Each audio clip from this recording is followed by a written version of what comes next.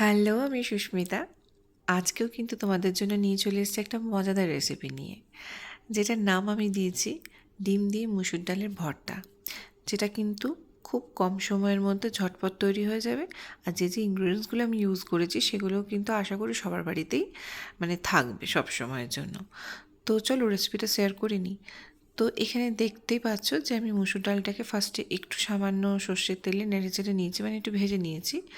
তো খুব বেশি ভাজার দরকার নেই, হালকা একটু ভেজে নিয়ে পরে ভালো করে ধুয়ে নিয়ে সেটাকে 30-40 মিনিট বা 1 ঘন্টার মতন ভিজতে দিয়ে দিয়েছিলাম। ঠিক আছে, তো মুসুর ডাল যদিও খুব তাড়াতাড়ি ভিজে যায়, তো যাই হোক আমার 40 মিনিটের মধ্যে মুসুর ডালটা ভালো করে ভিজে গিয়েছিলো। এরপরে ওই ভেজানো মুসুর ডালের সাথে এরকম মোটা মোটা স্লাইস করা আলু নিয়েছি, মোটা মোটা স্লাইস করা পেঁয়াজ নিয়েছি, আর এখানে নিয়ে নিয়েছি গ্রিন চিলি কুচোনো, তার সাথে একটু জিঞ্জার গার্লিক পেস্ট, তার সাথে নিয়ে নিয়েছি একটু ধনে গুঁড়ো বা কোরিয়ান্ডার পাউডার, আর red chilli powder, dry red chilli powder যেটা ঝাল হয়, তার সাথে স্বাদ মতো নুন নিয়ে নিয়েছি, কালার আনার জন্য একটু হলুদ দিয়ে দিয়েছি, আর খুব সামান্য পরিমাণে একটু গরম মশলা, আর অবশ্যই এই যে জিনিসটা দিলাম কাঁচা সর্ষের তেল, এটা অবশ্যই দিতে হবে। দিয়ে পরে ভালো করে কিন্তু সমস্ত জিনিসগুলোকে একদম ভালো করে মাখতে হবে। ঠিক আছে, যাতে করে ডালের সাথে আর আলুর সাথে এই মশলাগুলো ভালোভাবে মিশে যায়। মাখাটা কিন্তু ভালো করে মাখাটা কিন্তু খুব দরকার। আচ্ছা, এরপরে মাখা হয়ে গেলে পরে আমি কড়াইতে সর্ষের তেল দিয়ে দেবো, কারণ আমি রান্নাটা পুরোটাই সর্ষের তেলেই করব। আর এখানে আমি মাত্র দুটো জিনিস ফোড়ন দিয়েছি, সেটা হচ্ছে দারচিনি আর এলাচ। আমি যেভাবে রান্নাটা করি এই দুটো ফোড়নেই কিন্তু এর অ্যারোমাটা অনেক ভালো হয়। ঠিক আছে, তো চলো এরপরে ফোড়ন দেওয়ার পরে আমি যে মাখা ডালটা রেখেছিলাম সেটা দিয়ে একটু ভালোভাবে নাড়াচাড়া করে নেবো বা কষিয়ে নেবো। ঠিক আছে, মোটামুটি 1 মিনিটের মতন।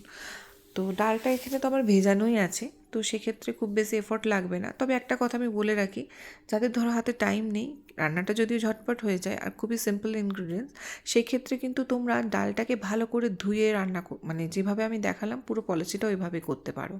ঠিক আছে, তাতে হয়তো রান্নাটা এখানে আমার 15 মিনিটে হয়েছে, ডালটা ভেজানো ছিল বলে, আর সেক্ষেত্রে হয়তো 20-25 মিনিট লাগবে। আচ্ছা, এখানে কথা বলতে বলতে দেখিয়ে নিলে যে রান্নাটা করতে করতে আমি এখানে একটু সামান্য চিনি দিয়েছিলাম ব্যালেন্স আনার জন্য টেস্টে। তারপরে পরিমাণ মতো জল দিয়ে ঢাকা দিয়ে দিয়েছিলাম মোটামুটি 1-1.5 মিনিটের মতন। ঢাকা খুলে দেখছি রান্নাটা মোটামুটি আমার জিনিসটা পুরো একটু হালকা ফুটে এসেছে। তখন আমি 1 মুঠো ধনেপাতা দিয়ে একটু নাড়াচাড়া করে আবারও ঢাকা দিয়ে দেবো। ঠিক আছে, তো যাতে আলুটা একটু সেদ্ধ হয়ে আসে, কারণ আলুটা তো কাঁচা অবস্থায় ছিল। তো এই অবস্থায় কিন্তু আমার মোটামুটি আলুটাও সেদ্ধ হয়ে এসছে আর রান্নাটা মোটামুটি হয়েই এসছে। তো সেই সময় কিন্তু আমি হাফ চামচের মতন একটু ঘি দিয়ে দেবো। এতে কিন্তু এর টেস্ট আর এর অ্যারোমা দারুণ সুন্দর হয়। খুব বেশি ঘি দেওয়ার দরকার নেই, অল্প পরিমাণে দিলেই হবে।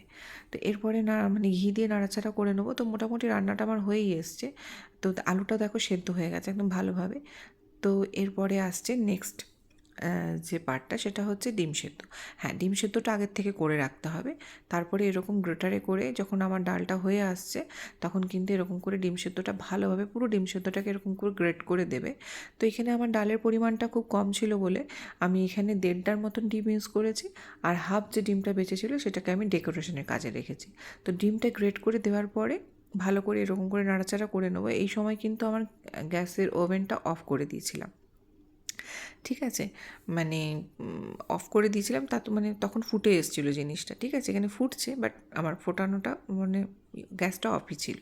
তো চলো আমার রেডি হয়ে গেছে ডিম দিয়ে মুসুর ডালের ভর্তা।